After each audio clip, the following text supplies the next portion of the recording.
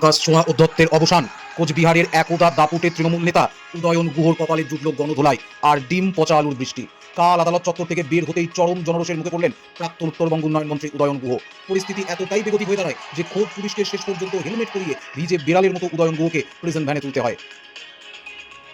রাজ্যে তৃণমূল কংগ্রেসের বড়সড় ভাঙন এবং শুভেন্দু অধিকারীর মুখ্যমন্ত্রী পদে বসার পর থেকেই জেলায় জেলায় কোণঠাসা ঘাসফুল শিবির।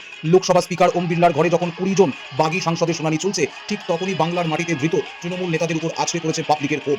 তোলাবাজি, ক্ষমতার অপব্যবহারের অভিযোগে গ্রেপ্তার হওয়া উদয়ন গুহর বিরুদ্ধে আজ উত্তরবঙ্গের মানুষ স্বতঃস্ফূর্তভাবে রাস্তায় নেমে। তবে শুধু উদয়ন গুহ একাই নয়, একই দিনে রানীগঞ্জে সে তৃণমূল যুবনেতা সৌমিত্র বন্দ্যোপাধ্যায় হোক কিংবা আলিপুর আদালতে প্রাক্তন মন্ত্রী অরূপ বিশ্বাসের উপরেও চলেছে এই একই দিন থেরাপি। বাংলার রাজনীতিতে নেতাদের মুক্ত করে দিন ছোড়ার এই নতুন ট্রেন্ড এখন সোশ্যাল মিডিয়ায় সব থেকে বড় আলোচনার বিষয় হয়ে উঠেছে। সময়ের বাদ নেতাদের আজ হেলমেট পরিয়ে দিনের হাত থেকে বাঁচতে হচ্ছে। এই ঘটনা নিয়ে আপনার মতামত কি অবশ্যই আমাদের জানান। পশ্চিমবঙ্গের রাজনৈতিক ব্রেকিং নিউজ সবার আগে পেতে সাবস্ক্রাইব সংবাদ বাংলা করতে দেন। খবর সবসময় সবার আগে।